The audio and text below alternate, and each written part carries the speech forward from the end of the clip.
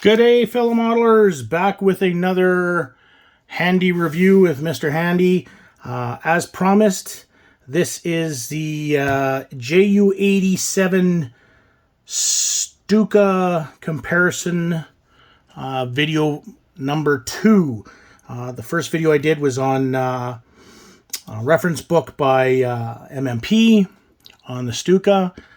So what we're going to do is we're going to do a bit of a comparison to see which is the best out of 3 different books I have in my reference library, to see which is your best bet for your money. This is Aero Detail. I haven't done one of these on the channel yet, so this will be the first one. Aero Detail, for those of you that don't know, is a book, Japanese book. The company that originally started this was either Aero or Model Graphics or Model Art. So, and these are dedicated specifically for the modeler. So, sadly, again, like so many of these really great books, most of these are out of print. You can find them every once in a while. This one I got off of HobbyLink Japan back in December. So they are around. There's not a lot left on HobbyLink Japan. I think they've only got probably 3 issues. If you take a look here, this is basically what they have to offer. I believe this one. So it's the C200, the Stuka. What other one was there? I believe it was the F2, the F4 Wildcat, and the HE111 were all ones I was able to get off of HobbyLink Japan. The rest of them are all out of print, unfortunately. So you can find them on eBay every once in a while. I was lucky enough to score a bunch of volumes from a guy on Facebook. But I was paying about $30 American for them.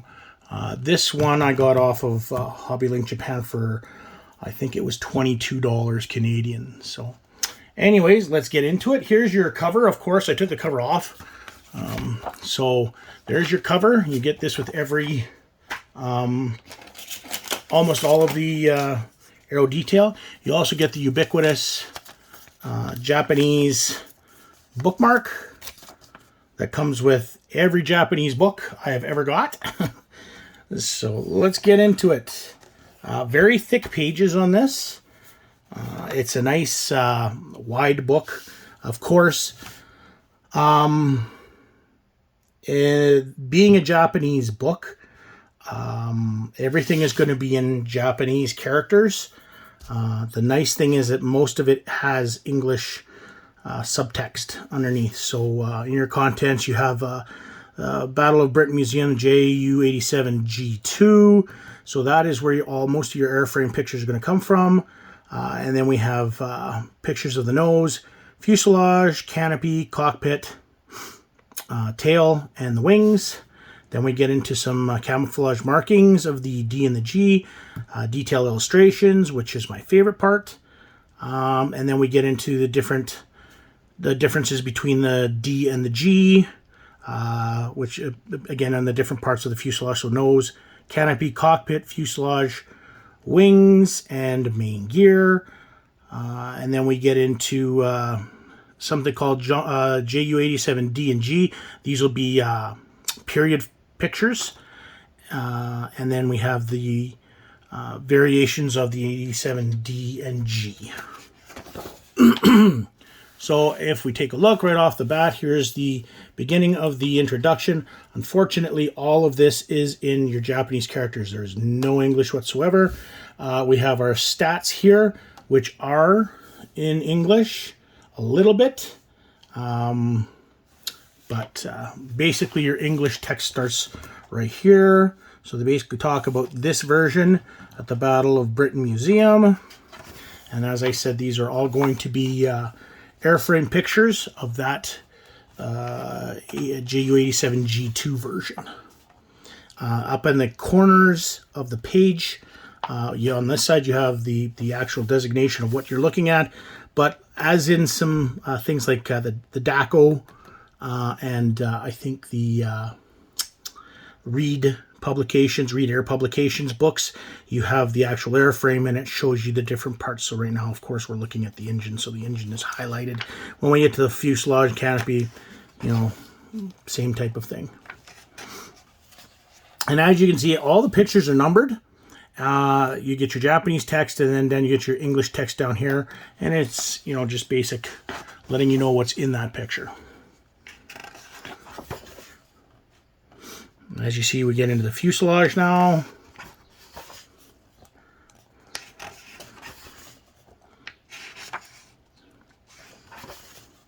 Then we get into the canopy. Looking at the machine gun mount, here we get into the cockpit. These are some nice pictures. There's a lot more pictures in this book than there was in the MMP book. I appreciate that a lot more. The more pictures I get of the cockpit, which tends to be, for me, that kind of tends to be the centerpiece of my models, is the cockpit. That's one of them, and then all the other details. So here's our the rear of the cockpit, the gunner section. We get into the tail.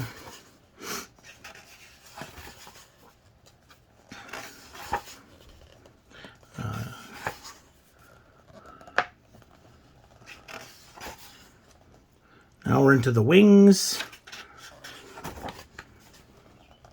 Lots of detail on the radiators. Some nice detail on the dive brakes.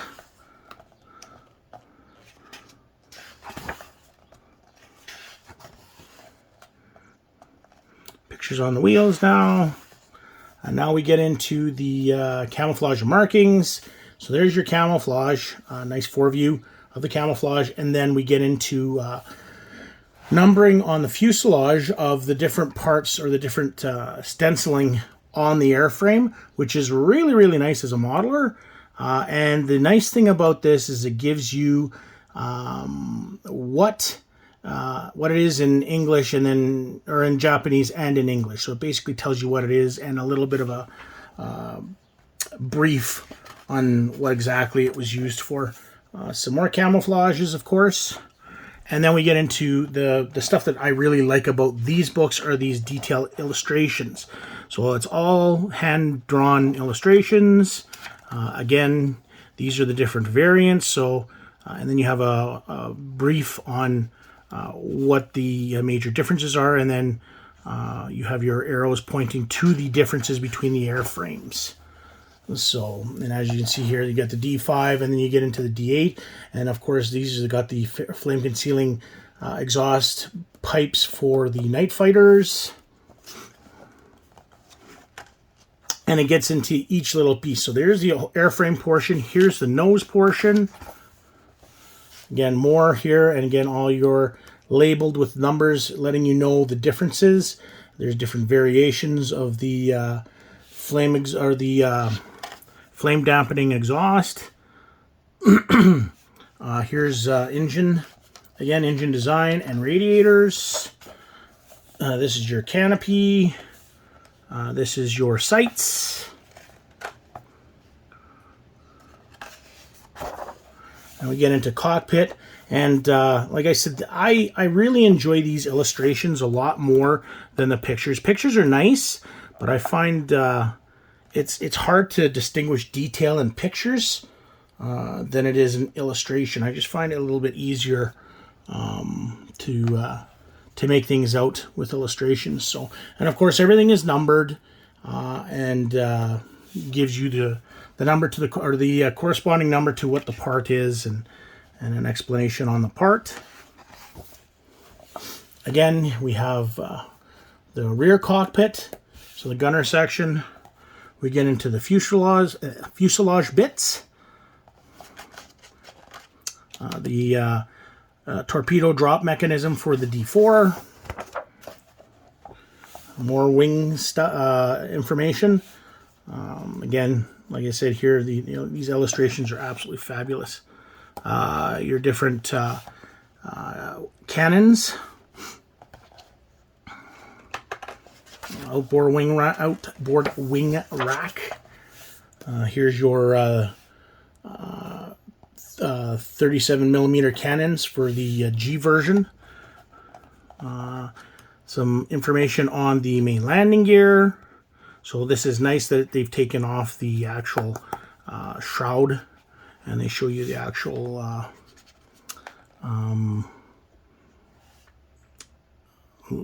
detail of the landing gear main strut. And of course you've got your siren propeller. They made that awesome sound when they went into their dives. Again, more information on the main wheels, stuff on the tail. And of course here now we get into those period pictures that they were mentioning about. Here we've got, again, everything in the photo has a number, Japanese, and then you have your section in English, basically giving you a description of the date, what unit it was, what's it's doing, and things like that. So the other great thing about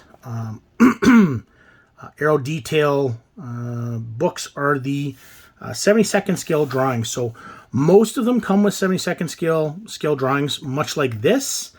If it's a bigger thing like the B-17, I believe it's 1/44th or maybe 1/100. Of course, up at the top, they'll tell you the variant. They will tell you all the other stuff, who the illustrator was and everything. But the nice thing is it will tell you what the actual scale is. So, and on each page. So in this one here, it actually says that all diagrams are in 1/72nd scale. I know that on one of the other ones, on the Hayabusa, there are some details, or some of the schematics are in 1/72nd, but then they also switch to 1/48. So, and again, in these schematics, you have number corresponding to the different parts, and then it tells you down here what that part is. And of course, you get your top view, your side view, your front view, your bottom view. You get multiple side views of some of the different variants. And then you did a flip on your side view. So you get a side view of this one here in the D5, which is from your port and starboard sides. And again, top, front, and then bottom. So then we get into the D8, G2, and we end with the G2 with your front, top, and bottom. And then this looks like it's just some information on the staff that worked on this particular production. So it says down here that your importer for this is RZM Imports. RZM, as you can see, it was published in '94. RZM no longer has these. Like I said, your best bet, if you want one, is to try HobbyLink Japan or eBay. So that's your best bet for these now.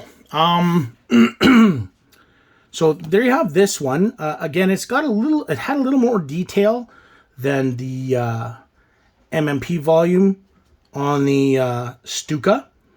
But the only difference between this is that the MMP version it had all variants of the Stuka. This one only deals with the D and the G. So it does some very good detailing. It gives a lot of information and some great pictures. And like I said, the line drawings and the illustrations are great. I really, really enjoy those. But again, it's kind of basic just to the D and G airframes. So again, in this one, I picked this one over MMP just because I would probably end up doing later versions of the Stuka. Of course, that's totally up to you. But I mean, you be the judge. You can decide between this or the other, going by the reviews. The next book I will be reviewing is going to be done by Valiant Wings. And personally, I have to say that if I had to choose out of all of them, it would be the Valiant Wing one that is coming up. Again, thanks a lot for your support and watching. I ask that you give us a like or subscribe and share us around a bit so that we can get to as many modelers as possible. So thanks again for watching, and keep on modeling. Have a good day.